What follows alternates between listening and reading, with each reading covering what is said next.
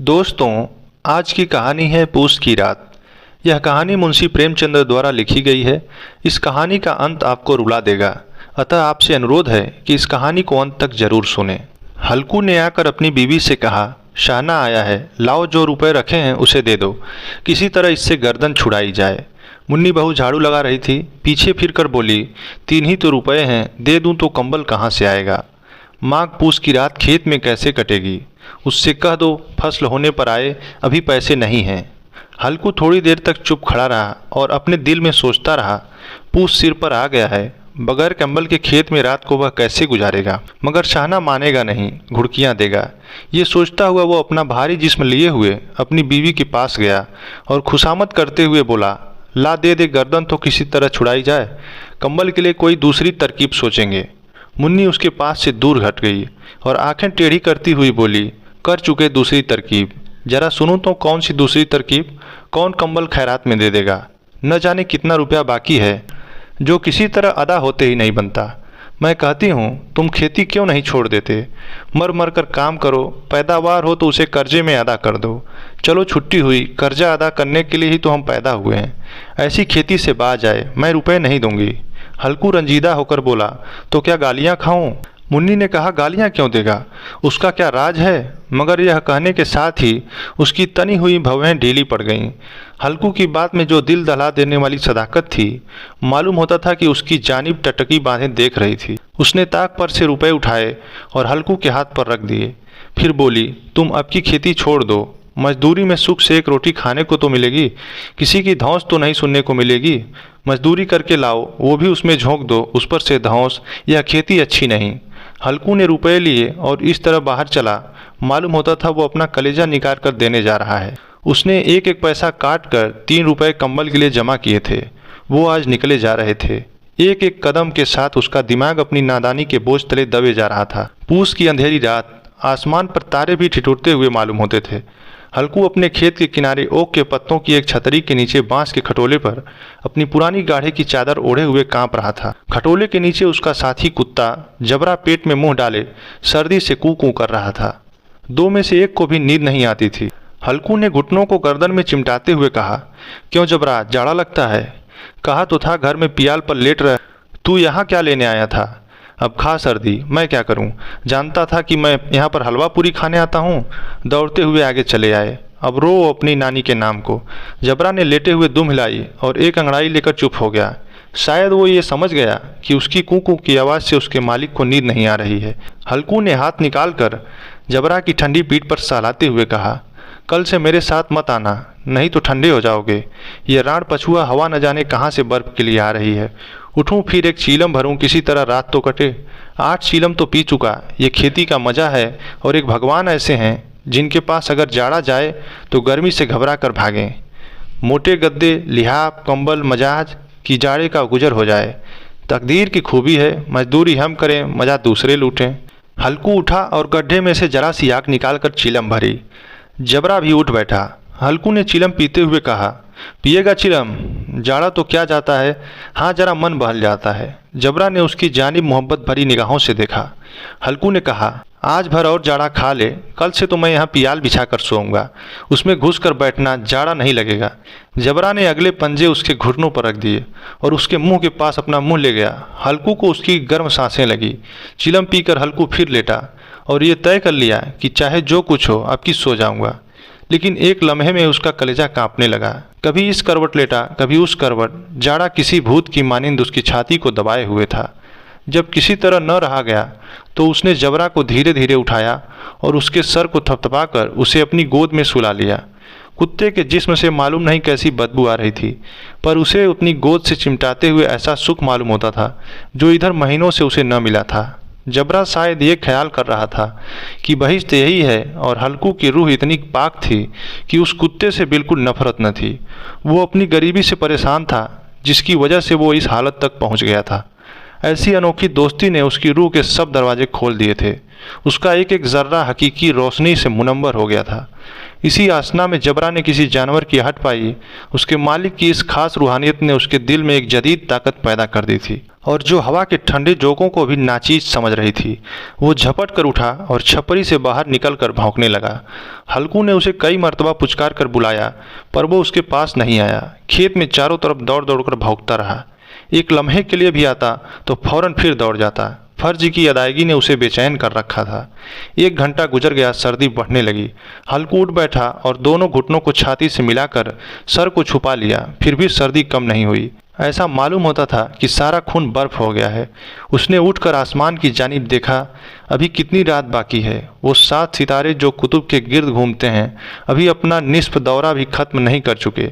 जब वो ऊपर जाएंगे तो कहीं सवेरा होगा। अभी 1 घड़ी से ज़्यादा रात बाकी है। यह सोचकर हल्कू की सांसें टंग गईं। हल्कू के खेत से थोड़ी देर फासले पर एक बाग था। पतझड़ शुरू हो गई थी। बाग में पत्तों का ढेर लगा हुआ था। हल्कू ने सोचा, चलकर पत्तियां बटोरूं और उनको जलाकर खूब तापूं। रात को कोई मुझे पत्तियां बटोरते देखे तो समझे कि कोई भूत है, न जाने कोई जानवर ही छुपा बैठा हो। मगर अब तो बैठे नहीं रहा जाता। उसने पास के अरहर के खेत में जाकर कई पौधे उखाड़े और उसका झाड़ू बनाकर हाथ में सुलगता हुआ उपला लिए बाग की तरफ चल दिया। जबरा ने उसे जाते हुए देखा तो पास आया और दुम हिलाने लगा। हल्कू ने कहा, अब तो नहीं रहा जाता जबरू, चलो बाग में पत्तियां बटोर कर तापते हैं। थोड़े टाठे हो जाएंगे फिर आकर सोएंगे, अभी रात बहुत है। जबरा ने कू कू करते हुए अपने मालिक की राय से मुआफिकत जाहिर की और आगे आगे बाग की जानिब चल दिया। बाग में घटाटोप अंधेरा छाया हुआ था। दरख्तों से शबनम की बूंदें टप टप टपक रही थी। यकाएक एक झोंका मेहंदी के फूलों की खुशबू लिए आया। हल्कू ने कहा, कैसी अच्छी महक आई जबरा, तुम्हारी नाक में भी क्या खुशबू आ रही है। जबरा को कहीं जमीन पर एक हड्डी पड़ी मिल गई थी। वो उसे चूस रहा था। हल्कू ने आग जमीन पर रख दी और पत्तियां बटोरने लगा। थोड़ी देर में पत्तों का एक ढेर लग गया। हाथ छिटुरते जा रहे थे, नंगे पांव गले जा रहे थे और वो पत्तियों का पहाड़ खड़ा किए जा रहा था। और उसी अलाव में वो सर्दी को जलाकर खाक कर देगा, ऐसी कल्पना किए जा रहा था। थोड़ी देर में अलाव जल उठा। उसकी लौ ऊपर वाले दरख्त की पत्तियों को छू छू कर भागने लगी। इस रोशनी में बाग के आलीशान दरख्त जैसे मालूम होते थे कि वो इस ला इंतहा अंधेरे की अपनी गर्दन पर संभाले हों। तारीकी के उस अथाह समंदर में ये रोशनी एक नाव के मानिंद मालूम होती थी। हल्कू अलाव के सामने बैठा हुआ आग ताप रहा था। 1 मिनट में उसने अपनी चादर बगल में दबा ली और दोनों पांव फैला लिए। मालूम हो रहा था वो सर्दी को ललकार कर कह रहा था, तेरे जी में आए वो कर। सर्दी की इस बेपाया ताकत पर फतह पाकर वह खुशी को छुपा न सकता था। उसने जबरा से कहा, क्यों जबरा, अब तो ठंड नहीं लगती। जबरा ने कू कू करके गोया कहा, अब क्या ठंड लगती ही रहेगी।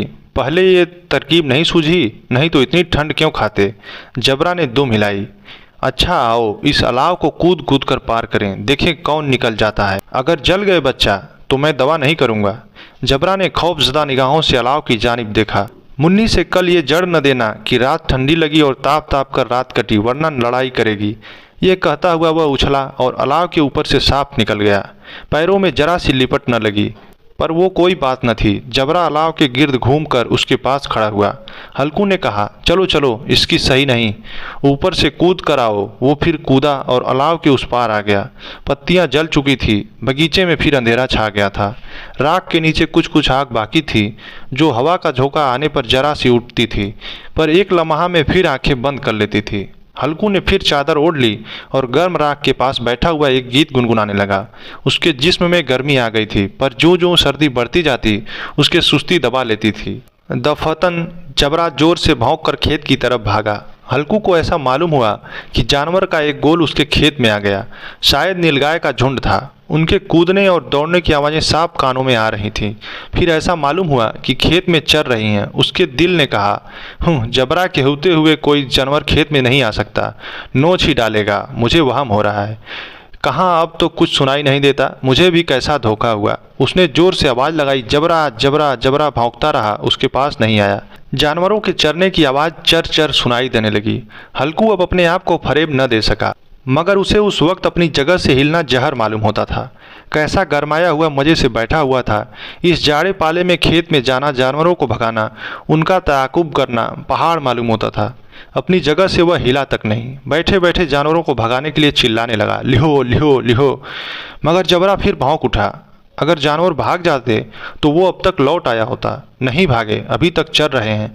शायद वो सब भी समझ रहे हैं कि इस सर्दी में कौन विधा है जो उनके पीछे दौड़ेगा। फसल तैयार है, कैसी अच्छी खेती थी, सारा गांव देख कर जलता था। उसे ये अभागे तबाह किए डालते हैं।